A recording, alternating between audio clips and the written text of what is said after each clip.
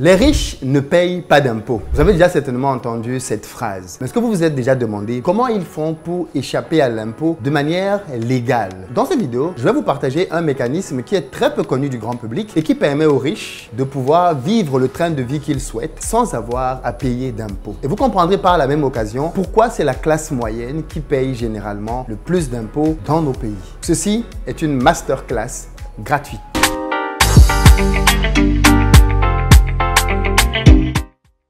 Salut à toi, bienvenue sur ma chaîne, moi c'est Philippe Simo et si je te parle de business, de finances personnelles, donc si ça t'intéresse, tu t'abonnes. Pour ceux d'entre vous qui comme moi souhaitaient faire du business en Afrique, qui en avaient peut-être marre de l'Occident ou simplement qui voulaient diversifier vos investissements, qui savaient que l'Afrique est le continent dans lequel vous voulez vieillir, je vous donne rendez-vous à Paris les 11 et 12 octobre pour un gros événement que j'organise chaque année qui s'appelle Back to Africa. Au cours de cet événement, il va être question pour moi de vous former à deux choses. Comment générer des revenus en Occident et comment les réinvestir en Afrique. Donc si vous voulez augmenter vos revenus quand vous vivez en France, en Europe de manière globale, vous devez absolument être présent parce qu'on va voir ensemble justement comment faire pour gagner plus d'argent quand on vit en Europe. J'invite pour cela plusieurs spécialistes dans leur domaine, des multimillionnaires, très concrètement, qui vont expliquer comment ils sont partis d'un simple job pour pouvoir devenir multimillionnaires dans plusieurs secteurs. Il va être donc question pour nous de te partager des stratégies avancées afin que tu puisses comprendre ce qui te manquait pour pouvoir débloquer tes finances personnelles. Et pour ceux d'entre vous qui êtes prêts pour l'Afrique, j'invite plein d'entrepreneurs africains qui étaient dans la diaspora auparavant pour vous expliquer comment faire pour pouvoir réussir vos investissements au pays. Ils viennent de plusieurs pays, le Sénégal, la Côte d'Ivoire, le Bénin, le Cameroun, le Congo, bref. Venez pour ne rien manquer. Dans la barre de description, vous avez le lien pour prendre votre place. Si vous ne pouvez pas être à Paris en présentiel, ce n'est pas grave. Je vous invite à quand même prendre vos tickets en streaming. Vous allez pouvoir suivre les 2 journées à distance. États-Unis, Canada, Afrique. Prenez vos tickets. On est notamment en promotion en ce moment à 99 € au lieu de 300 pour le stream. Et les places dans la salle sont aussi à des prix extrêmement bas. On est en ce moment à 150 € au lieu de 450. Donc, on est vraiment à un stade où on est en train de vouloir vendre le maximum de tickets pour remplir la salle. Et ensuite, on va commencer à augmenter les prix. Donc, c'est le meilleur moment pour vous de prendre votre place sans avoir à vous ruiner. Et puis enfin, les amis du Cameroun et du Sénégal, on a rendez-vous très prochainement pour des formations locales parce que je fais le tour de l'Afrique aussi pour partager sur des business à lancer. Mon objectif, c'est de simplement permettre à un maximum de personnes de gagner de l'argent grâce à du business. Donc, si vous êtes au Cameroun, ça fait plus de 2 ans que je ne suis pas venu au continent. On a rendez-vous pour 2 dates, Douala et Yaoundé. Les 19 et 26 juillet, vous avez un numéro de téléphone pour réserver vos places. 3 business pour générer 2 millions de francs CFA depuis le Cameroun. Et ensuite, on se retrouve à Dakar le 9 août pour une formation sur les business en ligne.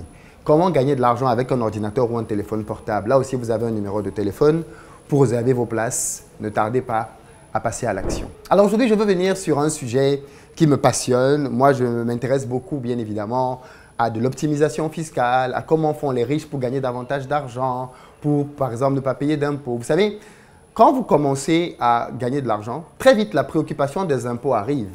Moi, il m'est arrivé des années de payer plus de 100 000 € d'impôts. Clairement, c'est beaucoup. Okay? Et je ne parle même pas de TVA, je parle ici juste d'impôts. Donc, il y a eu des années où on a donné plus de 300 000 € à l'État français, TVA et impôts inclus. Donc, ça fait plus de 200 millions de francs CFA. Et quand vous êtes un entrepreneur, bien évidemment, vous vous demandez comment vous pouvez réutiliser cet argent différemment. Et il se trouve que quand vous êtes un chef d'entreprise, vous comprenez très vite que l'un des meilleurs endroits où l'État va chercher le maximum de taxes, c'est dans les salaires. Oui, vous avez bien compris, c'est dans les salaires. En réalité, les salariés sont parmi les personnes les plus taxées au monde. Prenons un exemple simple. Je suis employeur, ok? Et prenons le cas de la France. Vous pourrez appliquer ça au pays qui vous enchante.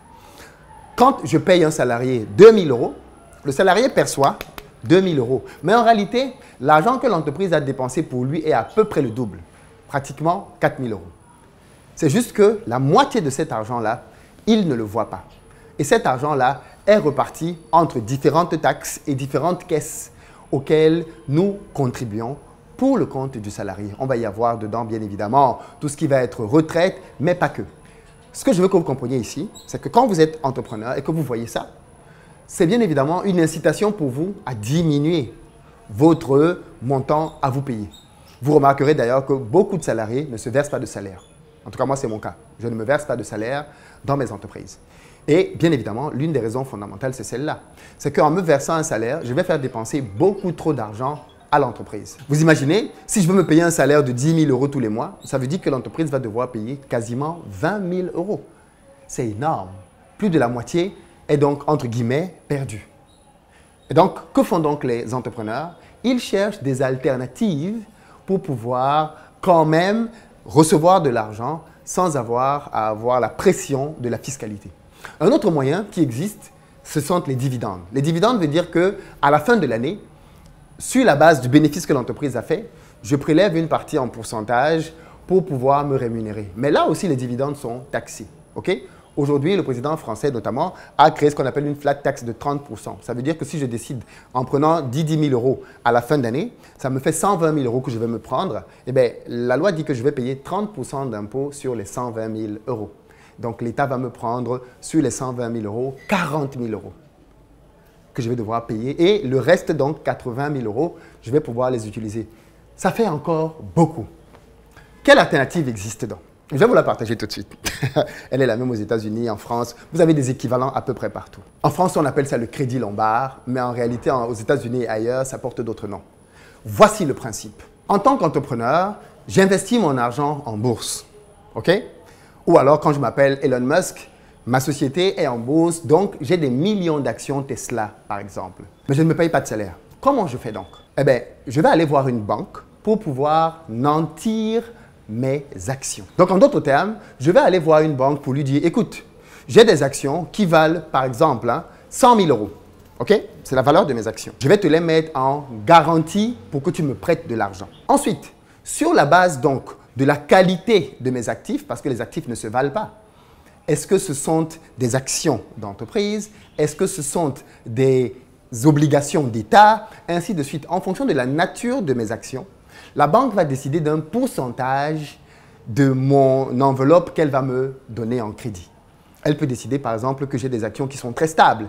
Elle va me donner, par exemple, 80% de la valeur de mes actifs. Donc, je lui dis, voilà, moi, j'ai pour 100 000 € d'actifs boursiers. Et la banque dit, OK, tu sais quoi, tu as 100 000 € d'actifs boursiers, je vais te prêter donc 80 000 €. Okay? Vous pouvez passer de 100 000 à 1 million, 2 millions. Hein. Le principe est le même. La banque va donc te prêter sur la base de... L'argent, c'est vraiment une question de connaissance, les amis. C'est vraiment une question de connaissance. La banque va donc te prêter, sur la base de tes actifs, une partie de leur valeur. Donc, prenons 80%, elle va te prêter 80 000 €. OK? La banque t'a donc prêté 80 000 €. Maintenant, ces 80 000 €, tu peux en faire ce que tu veux sans aucune taxe dessus. Zéro taxe dessus.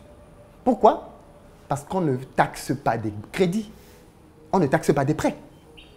Ça, c'est valable pour le milliardaire, mais c'est valable pour toi aussi. Quand tu vas voir la banque et que tu lui dis « je veux 300 000 € pour acheter ma résidence principale », la banque te donne 300 000 € pour acheter ta résidence principale. Est-ce que l'État te taxe les 300 000 € que la banque t'a versés? Non, bien sûr que non, l'État ne fait pas ça. Donc ne t'offusque pas en disant que oui, mais les milliardaires, ce n'est pas une règle pour les milliardaires, c'est une règle pour tout le monde. Les milliardaires savent juste l'appliquer pour qu'elle leur soit utile, c'est tout. Donc, qu'est-ce qu'il fait? Il donne donc en nantissement, en garantie les actions à la banque. Mais attention, les actions lui appartiennent toujours. Ce sont ses actions. Les intérêts que les actions produisent lui appartiennent toujours. Il les donne donc maintenant à la banque. Et la banque lui donne du cash. Et avec ce cash, il peut faire ce qu'il veut. Il peut acheter une voiture, zéro taxe. Il peut vivre comme il veut, zéro taxe. Il peut acheter une maison, zéro taxe. Il peut décider de racheter Twitter, zéro taxe. Sur la base donc de ses actions. Elon Musk a des millions et des millions d'actions de Tesla, par exemple. Ça veut dire que si Elon Musk veut racheter Twitter, il n'a pas besoin d'aller prendre de l'argent à gauche et à droite, non. Il dit juste à une banque, écoute, j'ai besoin que tu nantisses tes actions de Tesla et que tu me donnes 5 milliards de dollars. Avec ces 5 milliards, je veux racheter Tesla. La banque court. Elle se précipite. Elle a un nantissement sur les actions. OK, mais lui, il a des millions d'actions. Donc, elle prend des actions équivalentes à 5 milliards. Je vous rappelle que la fortune de Elon Musk, c'est des centaines de milliards. Hein. Donc, quand il enlève 5 milliards, c'est du pipi de chat. Ce n'est pas grand-chose pour lui. Mais il ne les enlève pas de sa poche. Il les enlève de ses actions. OK? Une fois donc qu'il a fait cette opération-là, la banque lui a donné l'argent. Il a racheté Twitter. Maintenant, ce que tu ne sais pas, Parce que tu vas peut-être te poser une question demain. Ok, explique-moi tout. Il faut bien que tu comprennes que la banque lui prête de l'argent, les 80 000 euros, mais, ou alors 5 milliards dans le cas d'Elon Musk, mais derrière, il a un crédit avec des intérêts à rembourser. Ok? Donc, il a quand même des intérêts. Mais quelle est la particularité de ce type de crédit? C'est que ce sont des crédits in fine, à la fin. Ça veut dire que pendant toute la durée du crédit, l'investisseur ne paye que les intérêts. Et à la fin du crédit, sur 10 ans, sur 15 ans, sur 20 ans, il va rembourser d'un trait le capital. Que fait donc un investisseur intelligent? Eh bien, il va prendre les 80 000 et il va les réinvestir. Il va peut-être réinvestir 50 000, il va peut-être réinvestir 60 000. C'est pour ça que quand tu arrives à un certain niveau d'enrichissement, tu ne peux plus devenir pauvre. Tu ne peux plus. Il va donc prendre les 60 000, 80 000 et il va les réinvestir. C'est ce que Elon Musk a fait avec Twitter. Il a pris l'argent, il n'est pas allé s'acheter des yachts, des jets, tout ce que tu veux. Il pourrait d'ailleurs le faire. Il pourrait le faire. Mais ce qu'il a fait plutôt, c'est qu'il l'a réinvesti dans une boîte. C'est ce que les riches font généralement. Il prend les 80 000, il va peut-être prendre 30 000 pour lui-même, zéro impôt dessus. Et les 50 000 autres, il les réinvestit. Et tu sais ce qu'il fait? Eh bien, avec les 50 000 qu'il a investis, qu'est-ce qui se passe? Eh bien, ces 50 000-là, lui génère suffisamment d'argent pour pouvoir rembourser les intérêts. Donc, à la fin de la journée, il a 30 000 qu'il a mis dans sa poche, il a 50 000 qui lui permettent de rembourser les intérêts, mais de continuer de croître au fur et à mesure, parce qu'il peut les réinvestir en bourse, il peut les réinvestir ailleurs, et surtout, il a un capital de 80 000 qu'il doit dans 10 ans.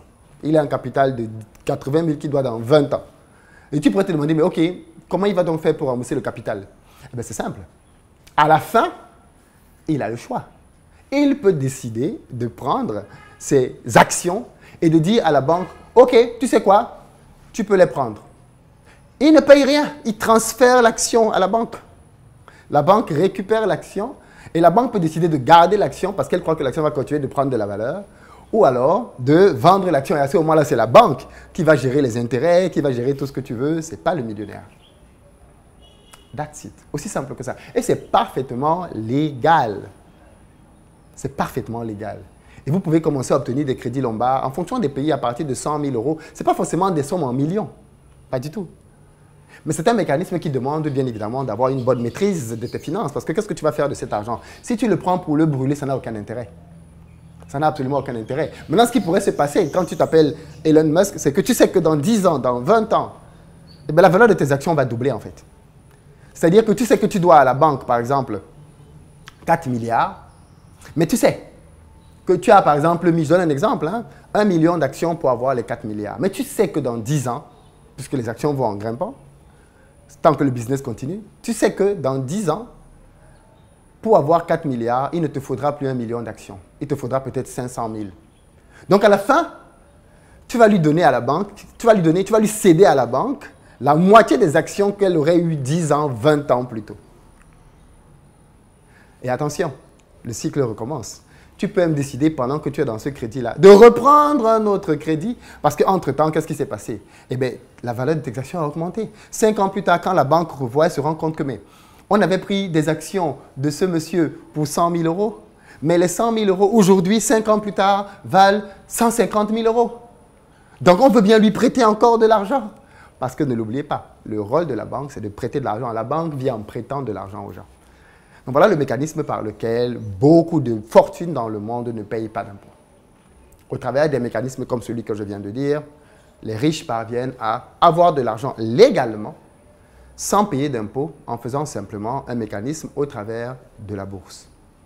Voilà pourquoi vous êtes grandement ignorant si vous ne comprenez pas les mécanismes de la bourse. Et cette année à Back to Africa, je vous présenterai mon triangle. Et dans ce triangle, je vais vous montrer les différents pavés d'investissement qui existent. Comment moi j'investis. Vous allez voir la partie qu'a la bourse dans mes investissements, vous allez voir la partie qu'a l'immobilier, vous allez voir la partie qu'ont les crypto-monnaies, vous allez voir les principaux investissements qui existent et comment je pense qu'il faudrait articuler ces investissements. Le problème de beaucoup trop de gens, c'est que vous commencez à faire certains investissements sans vous être sécurisé au préalable. Vous devez vous sécuriser avant d'aller prendre des risques. Mais comme beaucoup d'entre nous ne savent pas grand-chose aux finances personnelles, nous allons prendre notre argent, nous allons le risquer dans des projets sans avoir un matelas. Moi, aujourd'hui, j'ai fait un matelas, déjà, qui a fait que j'ai sécurisé un certain nombre de choses. Et à partir de là, je peux aller m'amuser à aller sur des investissements un peu plus volatiles. Je peux m'amuser à aller prendre un pourcentage. Et quel pourcentage? Pas n'importe lequel. Pour aller sur des actions plus ou moins sécurisées, plus ou moins volatiles. En réalité, un bon investisseur, c'est quelqu'un qui a une pyramide d'investissement dans laquelle il décide quel pourcentage il alloue aux investissements stables, moyen risque, haute volatilité. Bon, tout ça, on verra ça à Back to Africa. Je vous présenterai ma pyramide, celle que j'utilise, pour que vous ne soyez plus aveugle sur le plan des finances personnelles. Rendez-vous donc à Back to Africa, les amis. Prenez vos tickets. Ça va être énorme cette année. On va parler de choses profondes qui vont vous permettre de passer un autre cap dans vos finances. 11-12 octobre, Palais des Congrès. Que pensez-vous de cette stratégie qu'utilisent les grandes fortunes? Je vous ai pris l'exemple de Elon Musk, mais c'est le même exemple que vous avez avec toutes les fortunes. Pourquoi pensez-vous que toutes les fortunes mettent leurs entreprises en bourse? Parce que quand on pense à ça, on se dit, ouais, mais c'est parce qu'ils veulent les capitaux. Oui, c'est vrai. Aller en bourse permet d'avoir des capitaux, mais l'un des intérêts pour eux, c'est que dès qu'ils ont un business en bourse, ils savent qu'ils ont du crédit illimité. Ils peuvent avoir du crédit illimité tant que leur business fonctionne. Dans les commentaires, qu'est-ce que vous en pensez? Partagez-moi vos avis là-dessus. Peace.